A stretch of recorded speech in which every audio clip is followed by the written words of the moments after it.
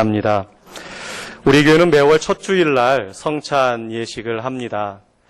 초대교회 때 모였던 성도들은 매주일 모일 때마다 성찬 예식을 했어요.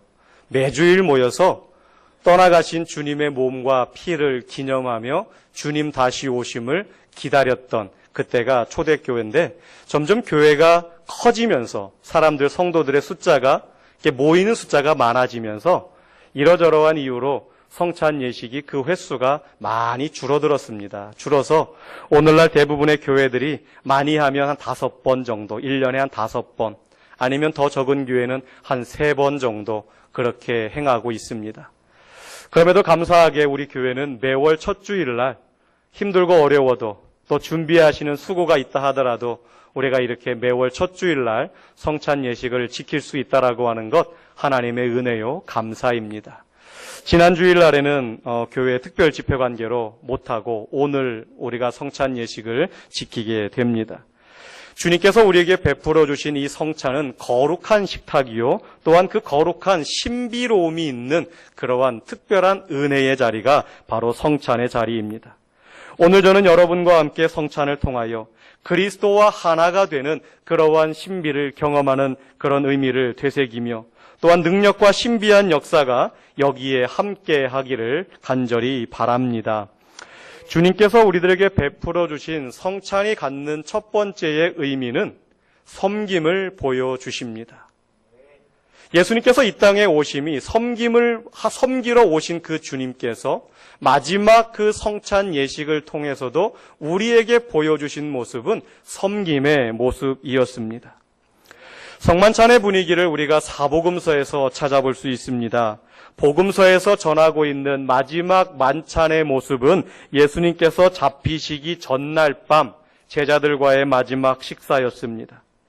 마태복음 26장 26절로 28절의 말씀을 보게 되면 예수께서 떡을 가지사 축복하시고 떼어 제자들에게 주시며 이르시되 받아서 먹으라, 이것은 내 몸이니라 하시고, 또 잔을 가지사 감사기도 하시고 그들에게 주시며 이르시되 너희가 다 이것을 마시라, 이것은 죄사함을 얻게 하려고 많은 사람을 위하여 흘리는 바 나의 피 곧 언약의 피니라 라고 말씀하시면서 하셨던 이 식사가 성찬의 출발점이었습니다. 시리아의 말룰라라고 하는 도시가 있습니다. 그 도시에 한 성당이 하나 있는데 성 세르기우스라고 하는 성당, 교회입니다. 지금은 시리아가 내전과 여러 가지 정치적인 상황으로 하나님을 믿는 것이 어려운 나라가 되었지만 초대교회 때만 하더라도 하나님을 잘 믿는 그런 나라였습니다. 그곳에 세르기우스라고 하는 사람이 있었습니다. 그 세르기우스는 막시마누스 황제 시절 로마 군대의 수비 대장이었습니다. 그런데 황제로부터 모든 사람들은 로마의 신전에, 제우스 신전에 절하라라고 하는 그런 명령이 떨어지게 되었지요. 그런데 이 세르기우스는 독실한 하나님의 백성이었습니다. 예수 그리스도를 믿는 신실한 그리스도인이었습니다. 그는 황제의 명령을 거절하며 죽기까지 그 신앙을 지켰습니다. 그리고 이 믿음을 기리며 시리아 기독교인의 수호 성자로 모시면서 지은 교회가 여러분들이 앞에 화면에서 보시는 성 세르기우스 교회입니다. 사실 교회 건물은 그렇게 특별하거나 화려하지 않습니다. 그런데 제가 말씀을 드리려고 하는 것은 그 다음입니다. 이 교회 안에는 최후의 만찬을 묘사한 특이한 그림 하나가 있다고 합니다. 제가 그 그림을 찾으려고 온갖 제가 가지고 있는 책, 인터넷을 다 찾아보았는데 결국 그 그림을 찾지는 못했습니다. 하지만 제가 책에서 읽은 것을 근거로 하여 여러분들에게 말씀을 드리자면, 우리가 익히 알고 있는 최후의 만찬의 그림은 레오나르도 다빈치가 그린 예수님이 중앙에 있고 제자들이 양옆에 이렇게 나란히 앉아있는, 마치 기념사진을 찍기 위해서 식사하다가 바삐 한쪽으로 몰려 앉아있는 듯한 그 그림을 우리는 알고 있습니다. 그런데 이 세르기우스 교회 안에 있는 그림은 조금 다르다라고 하는 것이지요. 예수님께서 가운데에 앉아있는 것이 아니라 가장자리에 한쪽 옆에 앉아 계시는 모습입니다. 가운데 앉아서 권위와 위엄을 나타내시는 예수님이 아니라 제자들 한 사람 한 사람의 발을 씻겨주시고 그들에게 떡을 떼어주시고 그들에게 포도주를 나누어 주시는, 가운데 앉아 계시는 예수님이 아니라 한쪽에 서 계시는, 한쪽에 앉아 계시는 그 예수님의 모습이 그림으로 그려져 있다라는 것입니다. 제가 더욱더 많은 자료를 찾아서 나중에 그 사진을 제가 한번 꼭 보여드리도록 하겠습니다. 아니면 기회되는 대로 시리아를 한번 방문을 하든지, 기회가 돼서 방문을 하게 되면 제가 그 사진을 꼭 한번 찾아보고 싶습니다. 말씀을 드리고 싶은 것은 예수님께서는 이 땅에 오셨는데 대접을 받으러 오신 분이 아니라는 사실이죠. 내가 이 땅에 온 것은 섬기려 왔도라라고 분명히 우리에게 말씀하셨고, 그 섬김의 모습을 죽는 그 순간까지도 우리에게 보여주셨다라는 것입니다. 사실 레오나르도 다빈치가 그린 그 최후의 만찬의 그림을 보게 되면 섬김의 모습은 찾아보기 어렵습니다. 그런데 사복음서를 통해서 볼 수 있는 예수님의 마지막 만찬의 모습은 제자들의 발을 일일이 씻기시면서 그들에게 떡을 나누어 주시면서 잔을 나누어 주시면서 너희들도 이렇게 섬겨라, 너희들도 이것을 기념하여 영원토록 지키라라고 말씀하시는데, 아마도 앞에 보여지는 그 그림과도 같은 모습이 아니었겠습니까? 성만찬은 나를 위하여 죽으시고 부활하신 예수님께서 자신을 내어주신 섬김과 희생의 만찬이었습니다. 우리는 이 성만찬의 예식을 통하여 우리는 기독교 신앙의 중심이요 핵심인 바로 십자가를 묵상하게 됩니다. 저와 여러분이 가지고 있는 신앙의 근본은 터가 높고 왕이 앉는 그런 자리가 아닙니다. 높은 자리가 아닙니다. 우리의 신앙의 근본의 자리는 낮고 비천한, 그러나 사랑이 가득한 예수님께서 태어나신 말구유의 자리입니다. 십자가입니다. 모든 사람들이 저주하고 멸시했던 그 십자가가 바로 우리를 향하신 예수님의 섬김의 자리요, 또한 우리가 마땅히 있어야 할 자리가 바로 그곳입니다. 오늘도 우리는 자신의 몸과 피를 우리에게 주시는 주님께서 너희도 이렇게 섬기라라고 우리에게 말씀하십니다. 우리가 이후에 성찬 예식을 통할 때 우리도 주님처럼 섬기며 살기를 다짐하는, 다시 한번 결단하는 오늘의 예배시가 되기를 주님의 이름으로 부탁을 드립니다. 두 번째로 성찬은 생명의 신비를 우리에게 보여주십니다. 우리는 생명을 이어가기 위해서 무엇인가를 먹지요.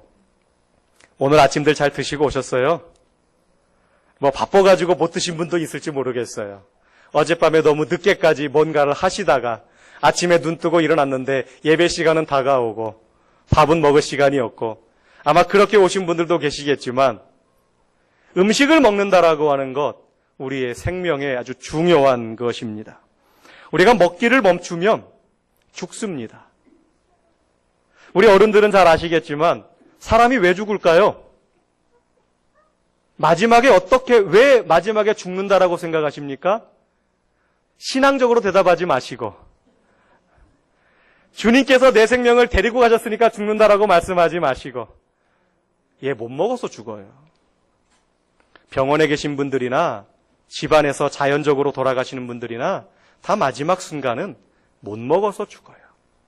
먹지를 못해서 몸에 에너지가 없어서 결국은 죽습니다.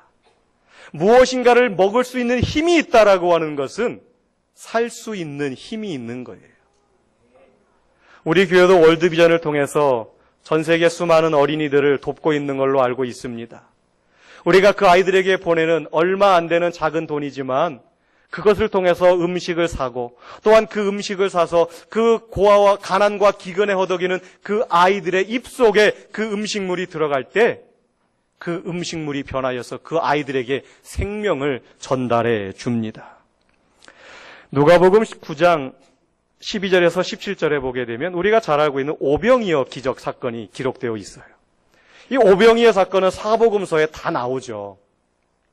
우리가 잘 알고 있는 것처럼 예수님께서 보리떡 5개와 물고기 2마리로 5,000명이 넘는 사람을 먹이셨다라고 하는 내용이 전체적인 내용입니다. 다시 한번 말씀을 한번 살펴보지요. 어느 한 날 날이 저물어 갑니다. 근데 수많은 사람들이 예수님의 말씀을 듣고자 빈들에 모였어요. 저녁 때가 다 되고 해가 뉘엿뉘엿 넘어가는데 이제 이 사람들이 집으로 돌아가야 되는데 돌아갈 생각들을 안 합니다. 밥 때가 되어서 이제 밥 먹으러 집으로 가야 되는데 가지를 않는 거예요. 제자들이 가만히 보고 있다가 걱정이 듭니다. 저 사람들을 어떻게 하나? 밥을 주어야 되나 말아야 되나? 근데 자기들 주머니를 돌아보니 뭐가 있나요? 돈이 있나요? 음식이 있나요?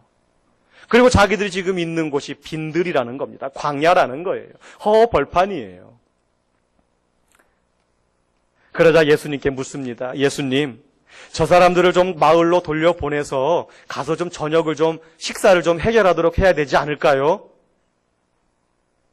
이제 책임을 예수님에게 넘기는 겁니다. 그러자 예수님께서 그 말을 들으시고 뭐라고 그래요? 13절 말씀에 너희가 먹을 것을 주어라. 아이고 큰일 났습니다.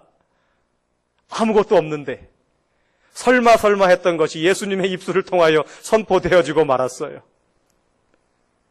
제자들은 걱정했습니다. 예수님의 말씀은 떨어졌고 근데 내 주머니는 아무것도 없고 그런데 갑자기 어느 한 제자가 어느 아이를 통해서 가지고 온 것이 하나 있는데 작은 도시락 하나를 가지고 옵니다. 그 안에 보니까 물고기 2마리가 있고 떡이 5덩어리가 있어요. 저 혼자 먹으면 저는 충분할 것 같습니다. 저는 물고기 1마리와 떡 2개만 있으면 될 것 같습니다. 근데 가지고 왔어요. 가지고 와서 예수님에게 예수님 이거밖에 없어요. 이걸로 어찌 될까요? 안 되겠다라는 생각이죠. 안 될 거니까 얼른 이 사람들을 좀 돌려보내시라고 아마 예수님을 재촉하는 듯한 그런 느낌입니다. 그런데 예수님께서 한 5,000명이 넘게 모여있는 그 사람들을 무리지어 앉으라고 제자들에게 시킵니다. 너희들 가서 저 사람들을 무리지어 앉게 해라. 그랬더니 50명 정도씩 이렇게 무리지어 앉았습니다. 그러시고서는 사람들이 다 앉으니까 예수님께서 서셔서 보리떡 5개와 물고기 2마리를 높이 드시고 하늘을 향해 감사의 기도를 하십니다. 하나님 감사합니다. 오늘 우리에게 이 양식을 주셔서 감사합니다. 축사하시고 제자들에게 명령하시죠. 이제 나누어 주어라. 어떤 방식으로 나누어 주었는지는 모르겠어요. 어떤 방식으로 보리떡이 계속해서 생기고 물고기가 생겼는지는 모르겠습니다. 그러나 우리가 아는 한 가지 사실은 그 자리에 모여있는 모든 사람들이 배부르게 먹고 남은 광주리가 몇 광주리라고요? 12광주리가 남았다라는 겁니다. 할렐루야! 하나님의 은혜예요. 예수님의 은혜입니다. 아무것도 없는 그 상황에서 제자들은 의심을 가지고 주님께 나아왔는데 예수님께서 수많은 사람들을 먹이셨다라고 하는 사실입니다. 갈릴리 타부가 지역에 오병이어 교회가 있어요. 예수님께서 행하신 오병이어 기적을 기념해서 만든 교회입니다.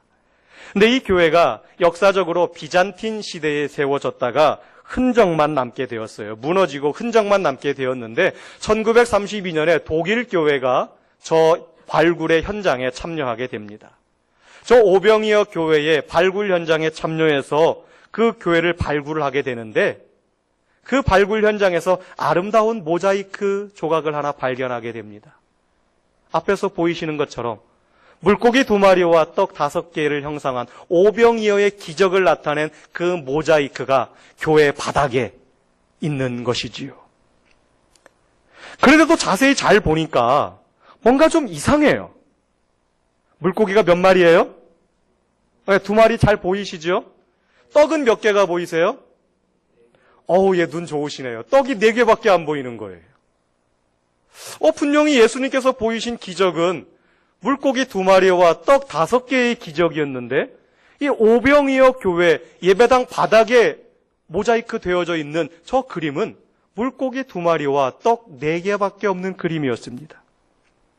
그래서 그 발굴 현장에 있던 사람들이 이건 좀 뭔가가 이상하다 의아해하면서 그 주변을 다시 샅샅이 잘 살펴보았다라고 합니다.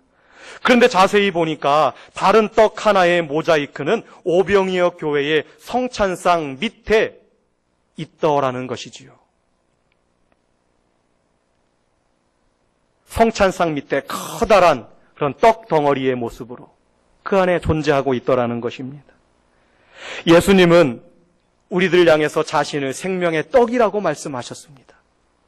생명의 떡이신 예수 그리스도가 모자이크에서 빠져있는 나머지 하나가 되시기 때문에 그 바구니 안에는 4개의 떡만 있었던 것이지요. 예수 그리스도는 자신을 생명의 떡이라고 말씀하시면서 오늘도 우리를 예수님의 만찬의 자리로 우리들을 초대하십니다.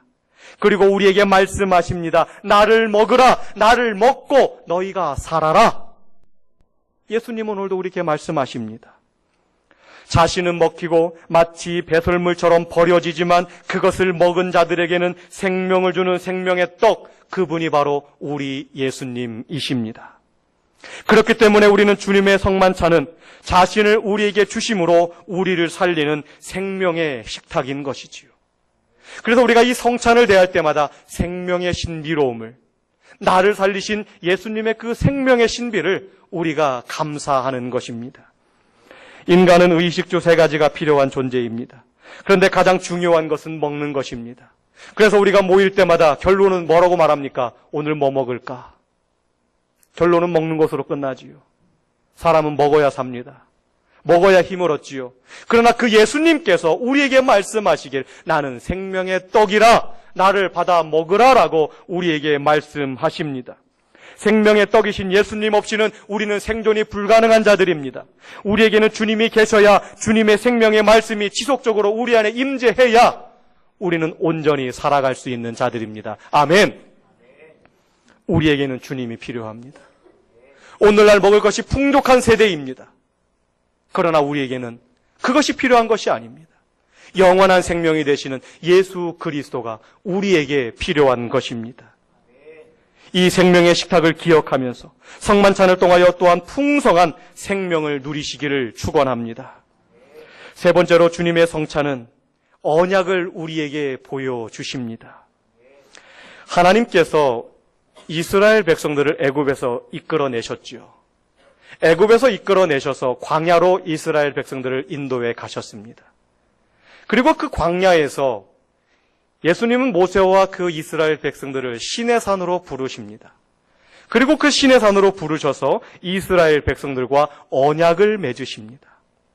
우리는 그 언약을 맺으시는 그 장면에서 예수님께서 마지막으로 우리들에게 보여주신 이 성만찬의 의미를 찾아볼 수가 있습니다. 출애굽기 24장 8절로 11절 말씀에 모세가 그 피를 가지고 백성에게 뿌리며 이르되 이는 여호와께서 이 모든 말씀에 대하여 너희와 세우신 언약의 피니라. 모세와 아론과 나답과 아비후와 이스라엘 장로 70인이 올라가서 이스라엘의 하나님을 보니 그의 발 아래에는 청옥을 편듯하고 하늘같이 청명하더라. 하나님이 이스라엘 자손들의 존귀한 자들에게 손을 대지 아니하셨고 그들은 하나님을 뵙고 먹고 마셨더라. 할렐루야. 시내산은요 그렇게 멋이 있는 산이 아니에요. 이스라엘 다녀오신 분들이 계시겠지만 시내산은 온통 붉은 생명이 살 것 같지 않은 그런 땅입니다. 불 한 폭이 나무 한 그루 제대로 살지 못하는 그런 땅이죠. 그런데 그곳으로 하나님께서 이스라엘 백성들을 부르셨어요. 부르시고 하나님께서 그 자리에 내려오셨어요.